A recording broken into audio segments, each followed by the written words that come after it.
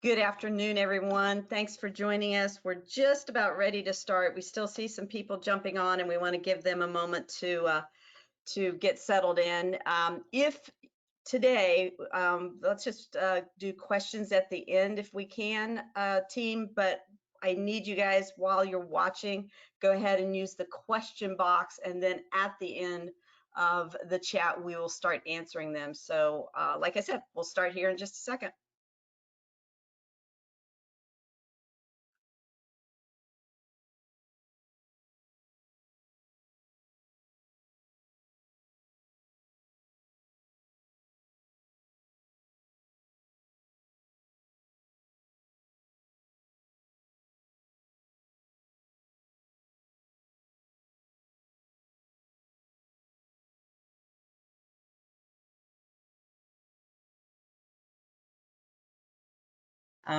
But first and foremost, Tony and Craig, thank you. It's great that you guys are a partner. We really enjoy working with you. I know we've worked with you for quite a few years, and kind of, I don't know, I don't want to say we died off, but it slowed up a little bit, and all of a sudden there's been a real just resurgence, I guess is the way to say it, of working with you. And I think a lot of that has to do with what's happened, right? So many remote workers and the changes in what we knew just a few months ago, where so many people worked out of the office, they're working from their home.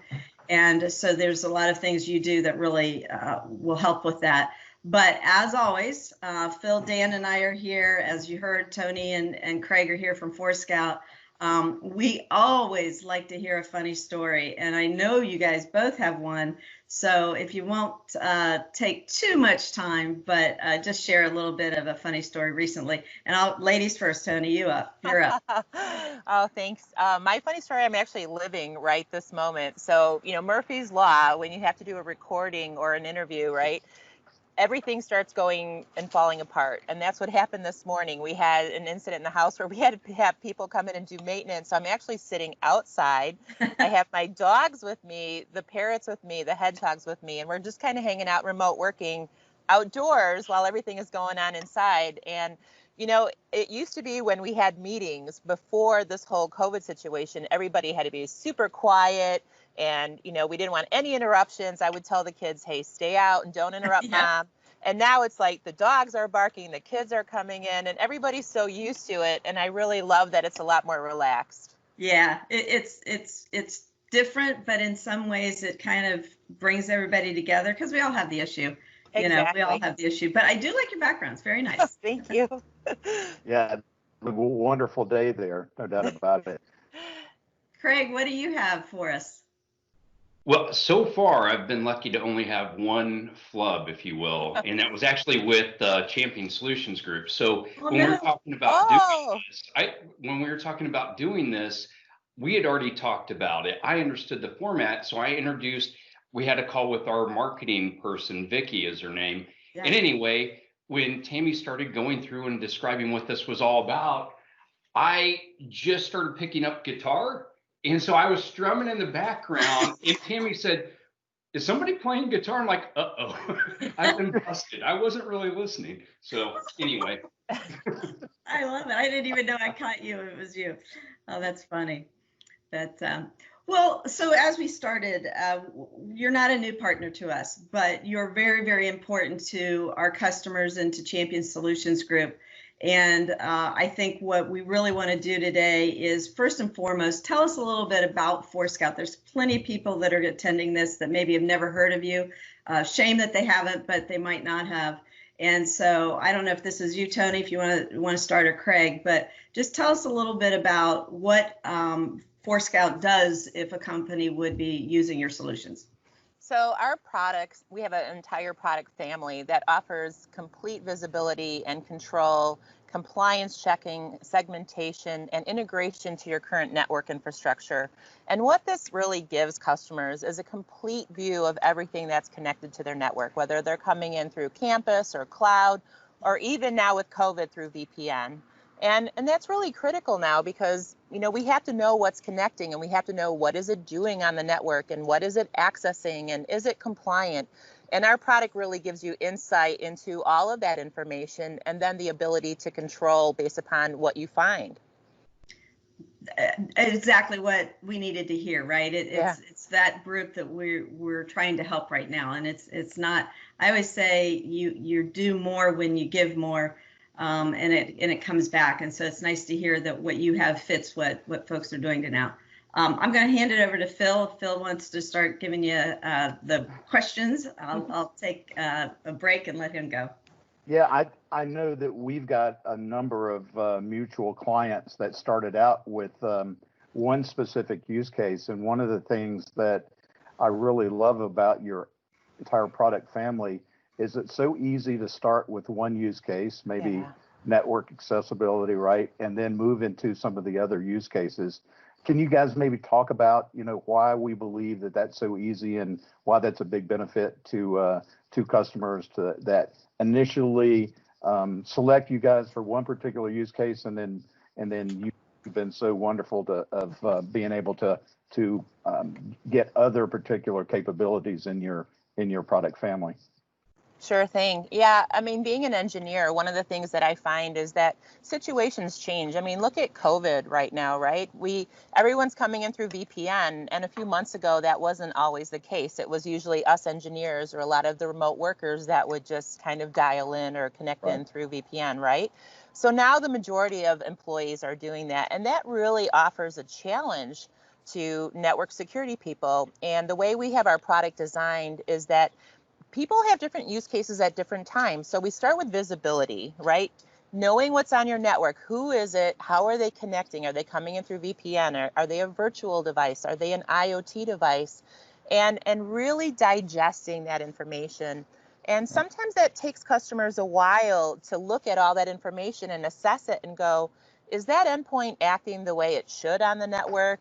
Does it have the access it needs? Did we give it too much access? Should we be segmenting that, endpoint somewhere on the network and protecting it from other production network traffic? And so we find customers go through these deployment phases. And what's nice about our product is that they can bring in functionality as their deployment matures, right? So we kind of mirror where they're at. Yeah, exactly right. And, the other wonderful thing about it is it doesn't matter if they're a hospital or, financial institution. You guys, cover the complete gamut from a vertical market perspective.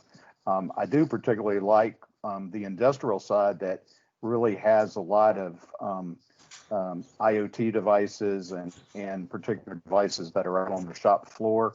You guys can actually, identify what those devices are also. Correct.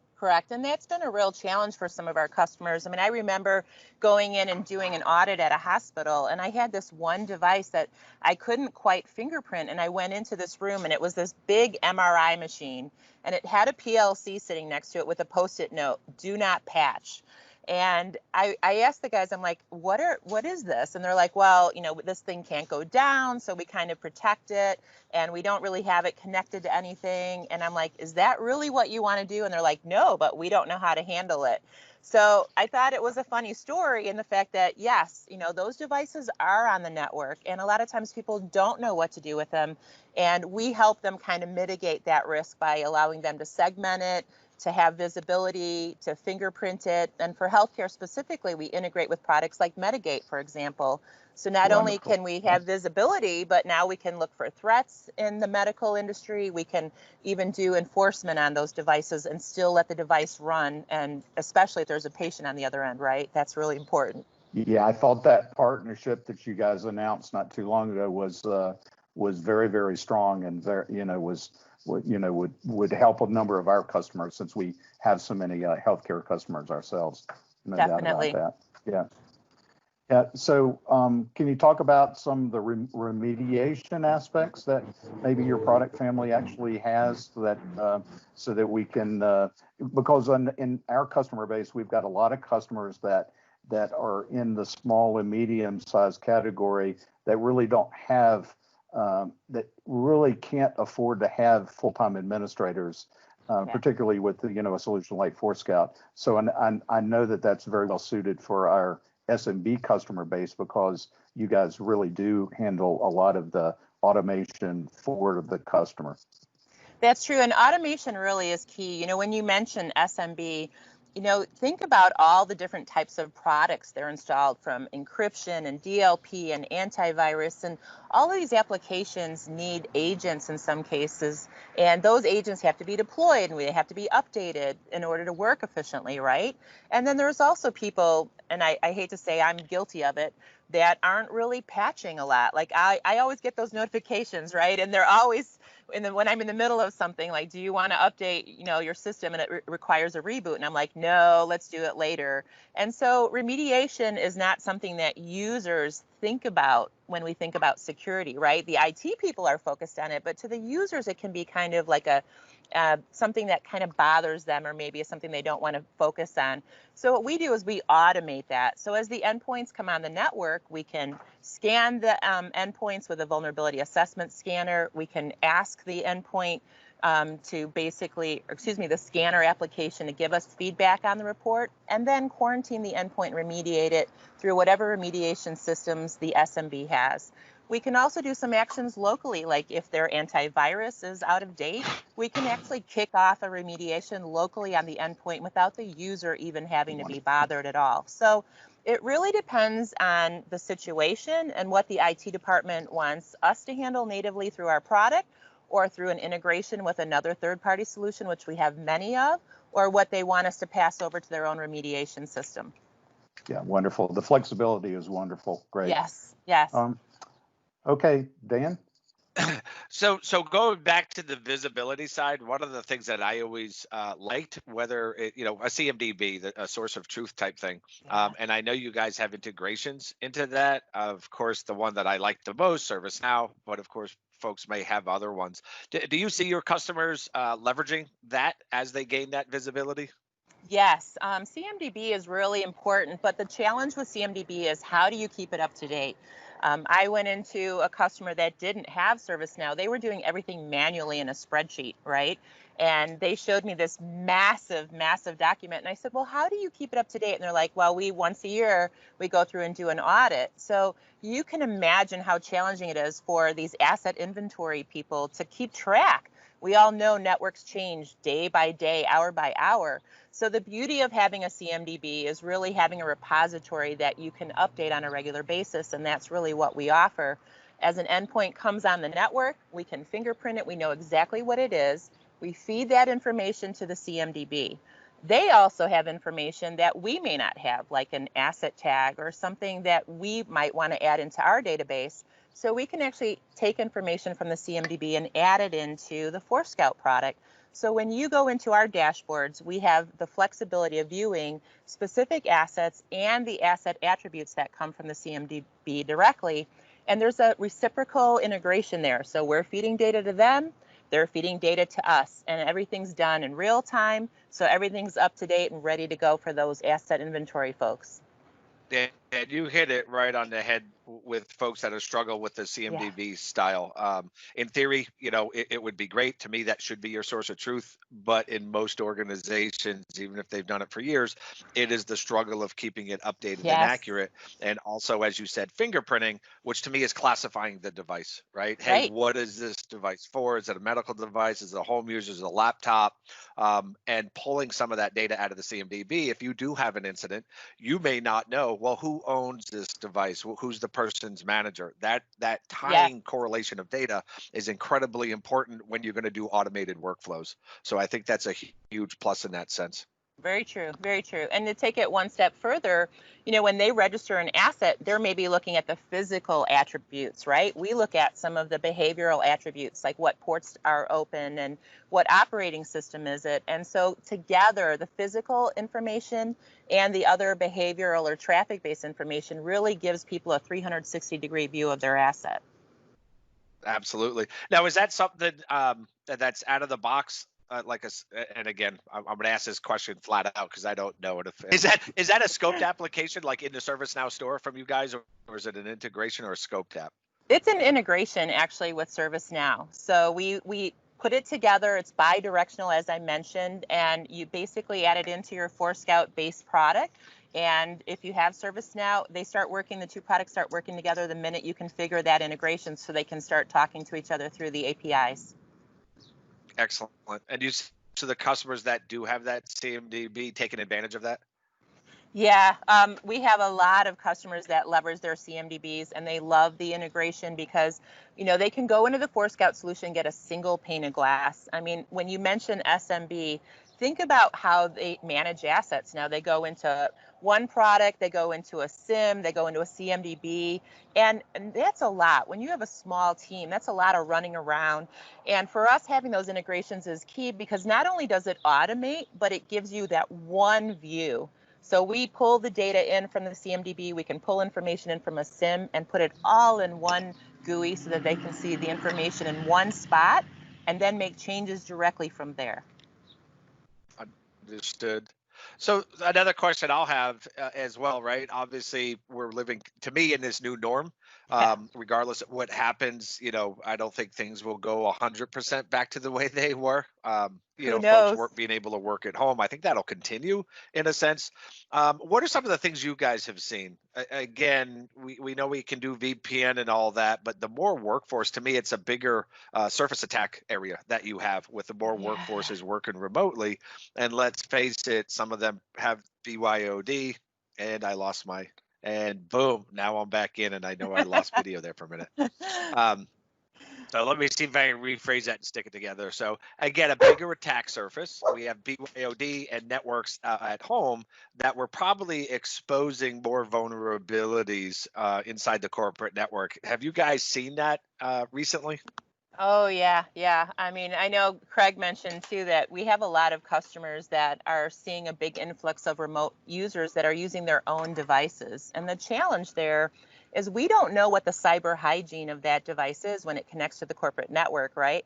I actually had an incident, and I won't say when it happened because I don't want to alert our cyber IT team, but I had my home computer and my Forescout computer had issues, so I was using my home computer, and I didn't realize I had a virus on it because it was the family computer, right? The kids use it to do homework, and they plug USBs in there.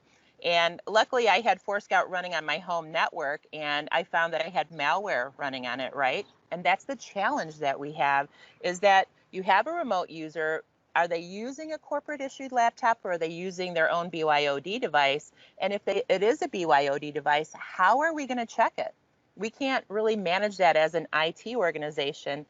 So we do offer an optional agent with our product that gives you full manageability, lets us look at that BYOD laptop and actually do a corporate compliance check, make sure at least the bare minimum of AV is there, make sure the OS is patched and hopefully up to date, and at least have a standard of compliance for that BYOD device. And that's been a real challenge for a lot of these IT organizations with this new remote workforce. Hey, Craig, since we were talking to you a little bit just then, one of the things that I don't know that I've asked you recently or not, but a lot of our partners that have been doing these chats have some kind of offer to our customers that we can provide them. I don't know if there's any type of, you know, hey, I could do a POC for a certain amount of time. I may be leading you on, but is there anything that you guys have been doing at really no cost to customers just to get them over this hump that they're going through? There is something that we have in place that's very popular is what we call our test drive. I know some other partners offer a test drive, but what it allows our prospects and customers to do is get hands-on experience running through common use cases. And as Phil mentioned, there's several use cases. So we can tailor that to the customers. We can do it for a specific customer, or we can do it for a bunch of prospects and existing customers because it's virtual. But you know, they run through common use cases. When Tony mentioned visibility, you know, that's a term that's thrown around a lot. With Forescout, what's unique to us is when we talk about visibility, it's everything. It's every IP addressable device. And essentially, we do this kind of visibility without relying on agents being deployed, right? So the question we always get asked is, how do you see what's on the network if you're not deploying agents on everything? And the non-technical answer, I'll let Tony speak on the technical one if you want one, but The non-technical answer is, how do you know what's on the network? You simply ask the network. And so that's what we do. We talk to the network. We see a device as soon as it connects. We pay attention to it at all times. And we make sure that, is this in or out of the company's own policy? If it's out, what kind of corrective action, if any, do you want to take to that device? And as Tony mentioned, it's all based on, what if this happens, what do they want to be the result? And let's automate that whole process. Let's stop bogging down the security IT team. Let's automate everything, because most of what they're spending time on are mundane, repetitive tasks that can simply be automated. Yeah. Absolutely. That's a good point. And I'm going to let Tony answer, but I just want the audience to make sure they heard that this is something that we can offer you. So if you want that, go into the question box and at least, make that request while you're listening to the technical part of that answer. So go ahead, Tony. Yeah, thank you. So we do a really great job of fingerprinting. We have this endpoint fed. It's a database that's fed by our customers of all of the different types of fingerprints that they've encountered in their environments. And then we add in other fingerprints from companies like Medigate. So we really can see out of the box what is connected, how is it coming on the network, what, even down to the switch IP, the switch VLAN, the SSID if it's coming over wireless. We'll tell you the manufacturer, the operating system level. We'll even show you traffic-based attributes like what ports are open.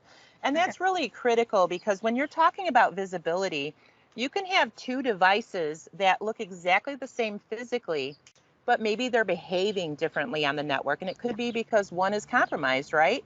And that's why we do a lot of baselining with our product. And we added in our iSegment functionality, which allows you to map traffic flows. And you can see what groups of endpoints are talking to other groups of endpoints. And you can decide, hey, that security camera really shouldn't be going out of port 80.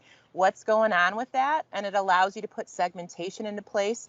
And the nice part is you can kind of play around with the policies in like a visualization mode to see what would be impacted before you actually put it in production. Because we all know how scary it is when you start pulling the trigger, right? When you start actually moving endpoints around on the network team gets a little wiggy. The help desk team anticipates all of these phone calls, right? And the security team wants to do it, but it's really a coordinated effort. And what's nice about the iSegment is it lets you kind of go through that, take the visibility, add the added context of the traffic and the behavioral visibility, and then put enforcement in place. That's great. And I think we're really getting close to time. So I don't know if there's anything, Craig or Tony, that you wanted to share that we missed. If not, I'm probably going to wrap it up. So anything to add that maybe we just didn't ask the right question? Yeah, no, I'm just going to add one thing. We have a resource page for COVID-19 on Forescout.com, and it includes a really great data sheet about remote working, and it kind of highlights some of the things we talked about today. And we even had a really nice 1-hour webinar that goes over in more detail how we do visibility, including how we do visibility with VPN. There's a product demo in there so that you can see the GUI, you can see the dashboard. It shows you how to focus in specifically on VPN users in our dashboard. Really informative. So just check out Forescout.com, and there's a COVID-19 resource page there. That's a great way to wrap it up. Thanks, Tony. You're welcome. And thanks to both of you for our chat today. So for everyone on the phone, the next chat coming up is June 18th. It's avoiding cloud misconfigurations and best practices around cloud security. That's with Trend Micro. So hopefully you join us again at that time. And at this point, we are opening it up for questions to everyone. Yeah, we do have a few here. Let me just go down a couple of them. One is, do you need a span to attach Forescout? So this is Craig. I'll go ahead and answer. Hopefully Tony can chime in as well. But span is one of the 20 methods that we use to collect information that's going on in the network. So while if they have span available, that's great. We'll definitely take advantage and use it, but it's not required to make Forescout successful. We have, as I mentioned, 20 different methods that allow us to collect information, talk to the network, and that's just one of them. So while it is nice to have if it's available, and we'll definitely take it, it's not a requirement by any means. Okay, and a second question is you know, here you mentioned a partnership with Medigate. Does that mean that you've got to have an agreement with Forescout and then a separate one with Medigate, or do you as Forescout handle the fingerprinting for the Medigate directly? So essentially, it's a bundled solution. So if you purchase Forescout, we can bundle in Medigate as part of the solution. And obviously, that relationship is specific to the medical field. But outside of that, you know, if you want to get the combined solution, we can offer you that directly from Forescout. Okay, fantastic. And I think that one aspect is that we want to talk about compliance. So what sort of compliance checks do most customers normally do? So, and that's a very common theme. A lot of times when customers involve us in whatever situation, it's usually after a failed audit or upcoming audit or a compliance check. And depending on the industry that the attendees on this call are in, it's different across the board, right? With healthcare, it tends to be HIPAA and health trust. With financial, it's GPRC, it's PCI, and the list goes on and on for government. And the great thing is all these compliance checks have a common theme, and that's you've got to know what the heck is on your network to be able to protect it.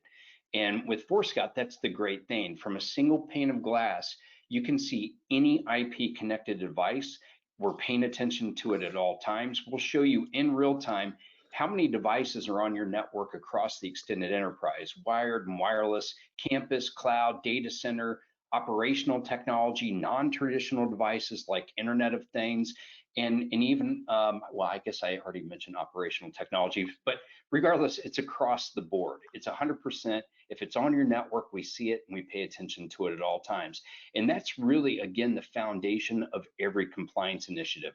If you're doing manual inventory updates, that's not enough. As soon as you update that clipboard, it's already out of date. So it needs to be continuous. It needs to be agentless to be able to truly be able to see everything in the new IoT world. And so really for compliance, it's across the board. The great thing is we have a write-up, a compliance write-up of every vertical and how we can help with those compliance mandates. And even outside of verticals itself, if you follow, for example, the SANS top 20 critical security controls, what's number 1 and number 2 on that list? It's inventory and control of software and hardware on your network. And we handle number 1 and number 2 better than anybody else in the industry. So compliance is definitely where we can help. Yeah, and we got one last question that just came in. They want to know, what is your favorite episode of Seinfeld? Oh boy. I definitely think Soup Nazi. Yeah, I like Soup Nazi version. Nazi I'm sorry. or Shrinkage has got to be the, you know, the other one, right? Anyway. Yes. But anyway, definitely. thank you to appreciate everything. Okay, Tammy. Hey, everybody. Thank you for joining us. I know we went a little long, but I think the questions were not only good questions, but they were great answers. So thank you, and we will see you next week. Take care, everyone. Everybody have a great day. Thank you. Yeah, thank you. Thank you. Bye. Bye. Bye. Thank you.